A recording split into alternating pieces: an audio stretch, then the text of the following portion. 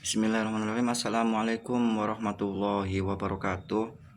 Kita lanjut pada pembahasan yang sebelumnya, yaitu di sini berarti part bagian yang kedua tentang memaknai iman kepada qada dan qadar. Kemarin sudah sampai pembahasan bagaimana cara menyikapi iman kepada qada dan qadar. Itu yang pertama sudah dijelaskan, itu adalah penuh dengan keridhaan dan baik sangka. Ridho dalam arti itu adalah menerima suatu ketetapan yang telah Allah tentukan, telah wujudkan, takdirkan kepada kita dengan berbagai macam keadaannya, dengan lapang dada, dengan penuh keikhlasan. Dan berbaik sangkanya adalah segala yang telah Allah tentukan itu adalah memiliki hikmah dan kebaikan untuk kita sendiri. Yang kedua itu adalah penuh dengan optimis, penuh dengan harapan bahwa segala sesuatu permasalahan atau ujian yang ada dalam diri kita itu ada penyelesaiannya. Dengan mengharap rahmat Allah bahwa semua itu bisa terpecahkan. Semuanya akan baik-baik saja kalau kita mengharap dengan rahmat Allah. Karena hujan tidak akan selamanya hujan. Badai tidak akan selamanya badai.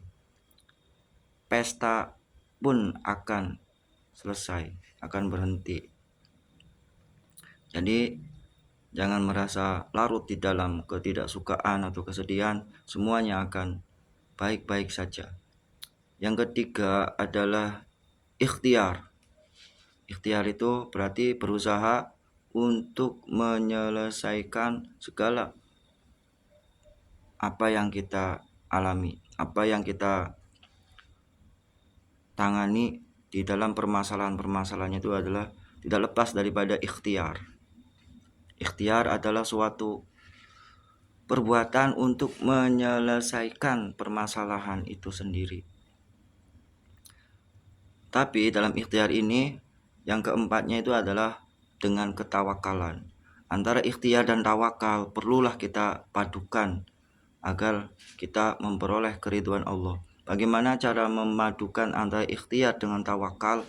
Yaitu kita meyakini kemampuan kita menyelesaikan masalah, kemampuan kita berbuat untuk melakukan suatu kebaikan, itu kemampuannya itu dengan rahmat izin Allah Subhanahu wa taala.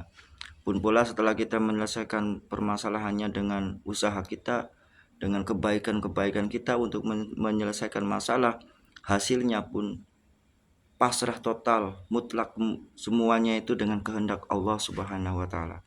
Itu berarti penggabungan antara ikhtiar dan tawakal. Tiada lain penggabungan dan tawakal itu alatnya adalah zikrullah. Dengan eling kepada Allah Subhanahu wa taala, ingat kepada Allah Subhanahu wa taala. Karena dengan ikhtiar dan tawakal itu alat penghubungnya itu adalah kemampuan kita bisa melakukan, kita bisa beraktivitas, bisa melakukan pekerjaan, menyelesaikan masalah, dan hasilnya pun masalahnya bisa selesai itu semata-mata dengan karunia rahmat Allah Subhanahu wa taala melalui kucuran keberkahan dan cahaya zikir itu sendiri.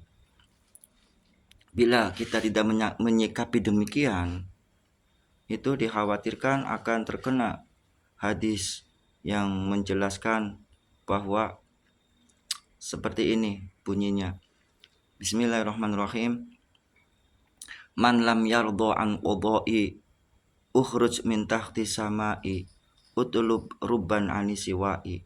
Siapa yang tidak ridho dengan ketentuan dan takdirku, kata Allah, maka keluarlah dari bawah langitku, keluarlah kamu dari bumiku, maka carilah Tuhan selain aku. Itu berarti sudah suatu ketegasan kalau kita tidak menerima keadaan qada dan qadarnya Allah dengan takdirnya Allah, maka Allah tidak butuh kita. Karena yang butuh Allah itu adalah kita, agar kita mendapatkan rahmatnya, ampunannya, dan keselamatannya kepada Allah Subhanahu wa taala. Karena Allah itu tidak dikurangi oleh perbuatan jahat kita. Allah tidak akan menambah dengan ketaatan ibadah yang kita lakukan. Allah sudah maha mulia, maha sempurna, maha memiliki kekuasaan dan kerajaannya. Jadi menyikapi daripada qada dan qadar, jangan sampai kita kebalikan dari yang telah saya jelaskan tadi. Jangan sampai kita putus asa, jangan sampai kita tidak menerima dengan keadaannya, berburuk sangka, bahkan sampai meninggalkan suatu akidah tentang keimanan kita kepada Allah Subhanahu wa taala, alias putus asa yang sangat fatal, meninggalkan keimanan kita. A'udzubillahi min dzalik. Mudah-mudahan ada manfaatnya dari penjelasan makna iman kepada qada dan qadar.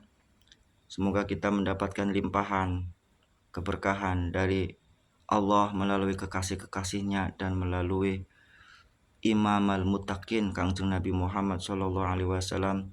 Kita diberikan kasih sayangnya, syafaatnya dan keberkahannya, kucuran ilmu keberkahannya. Kurang lebihnya mohon maaf. Wallahu muwaffiq ila aqwamit thoriq. Wassalamualaikum warahmatullahi wabarakatuh.